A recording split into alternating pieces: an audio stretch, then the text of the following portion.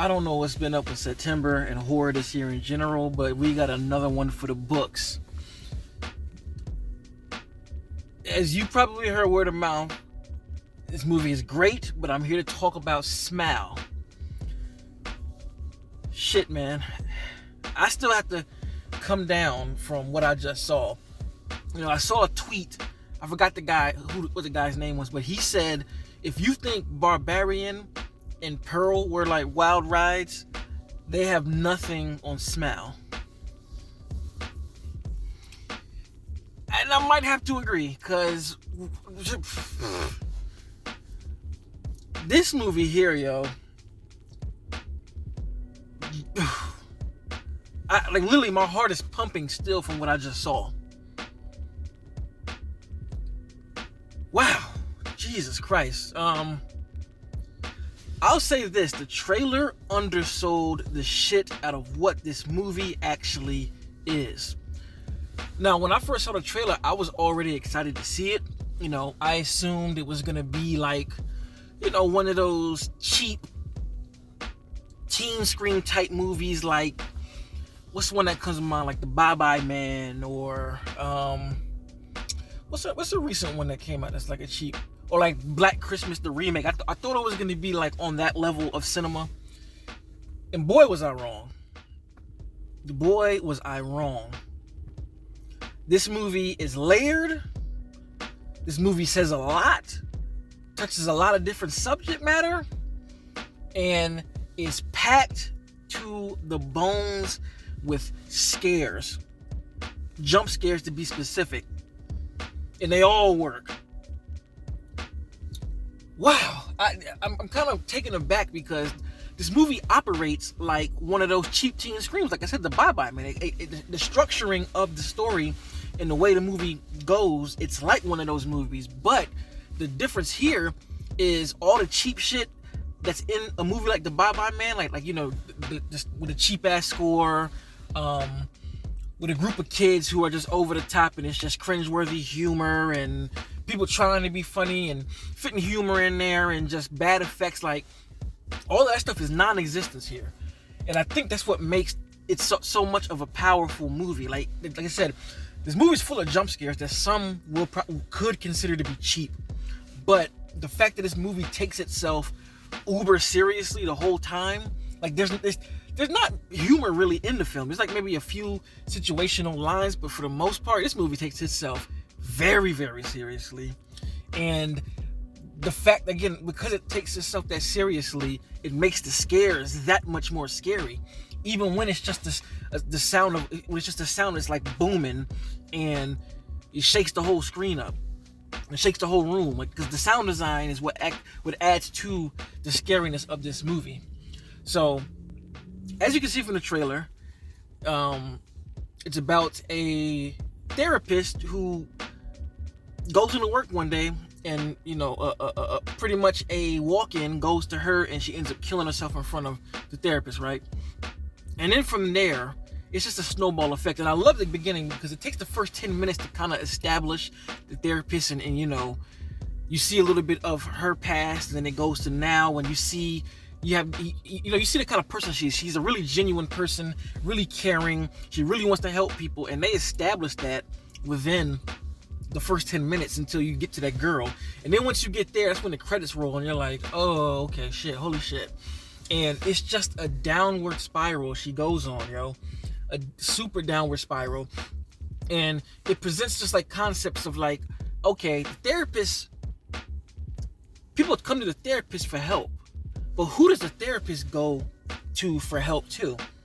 And it presents that idea. And of course she has another therapist too, but she's self-diagnosing herself to her therapist, and the therapist is like, you can't do that. Like, that's not what you can do, because you're trying to problem solve in the wrong way. You're supposed to be available and vulnerable with me the same way you want people to be with you. And it just poses a really balancing act with what she's going through. There's even a moment, when she's super like downward spiral, and you can tell she's all fucked up. She's walking somewhere, and somebody who knows is like, hey, aren't you a therapist? come here, give me some advice. And it's just like, I'm pretty sure therapists go through that. And that's why that line specifically was put in the film.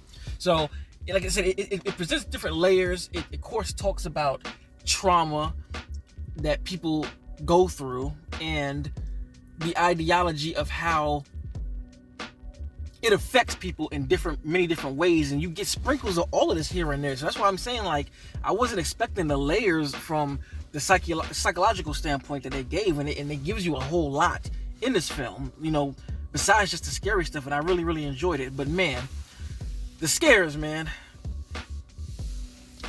nonstop.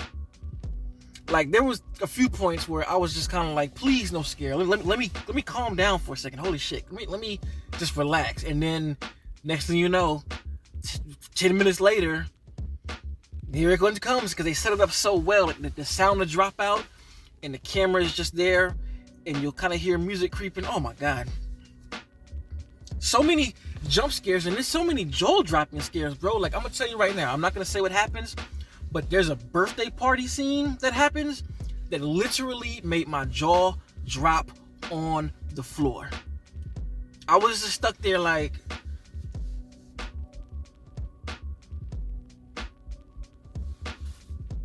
and then the third act, when the lead, I think her name is Miss Carter or something like that, I forgot, but she goes somewhere, and the whole sequence in this place, like, literally, my fucking skin crawled. My stomach turned. I got goosebumps at what I was seeing, because it was just so...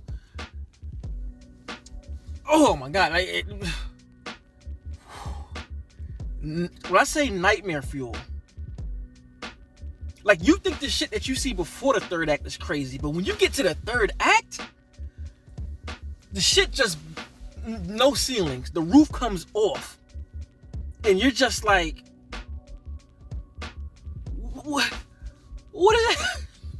is happening right now? Like, oh my God, yo. That was terrifying. Like, that, I haven't been that scared and it had that many effective jump scares in a long time. I'm trying to think what movie had me like that. It might have been like a James Wan movie. It was probably Insidious or like a paranormal. No, you know what? I'm gonna re-say this, right?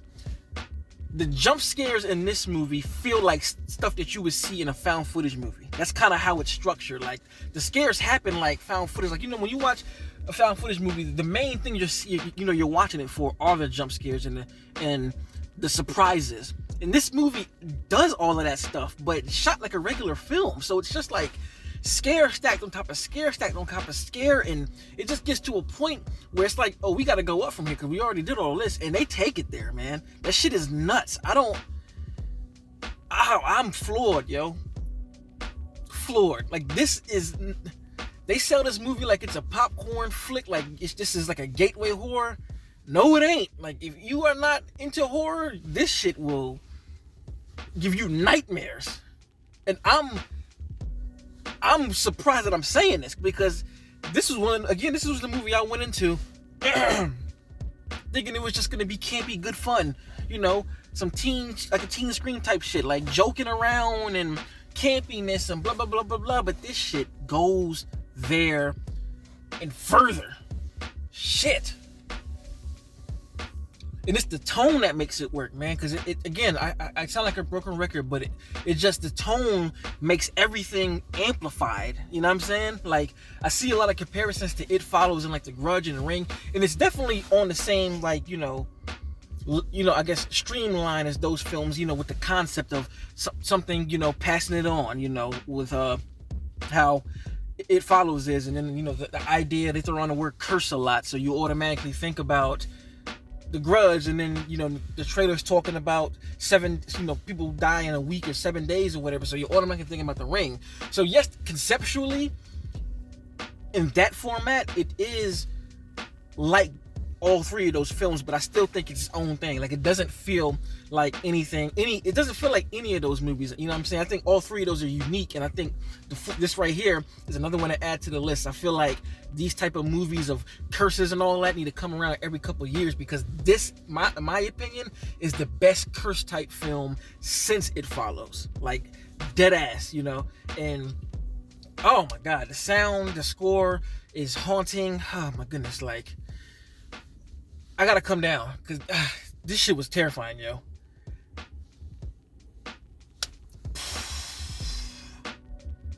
Performance is great. The lead actress, she sells the shit out of this. I don't know her name, but she kills it. Every frame she's in, she sells the pain, the fear. Oh my God, yo. Everybody did their thing. I'm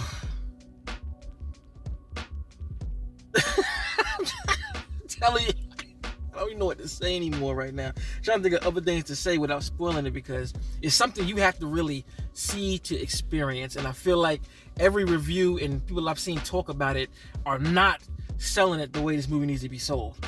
They're not. Because this shit is nuts, bro. This is... Oh, man. Is there anything else I can say without spoiling it? I just... Horror fan, go see this movie. Smile exceeded my expectations. And I'm just kind of lost for words at all of that. So if you've seen the movie, let me know what you think.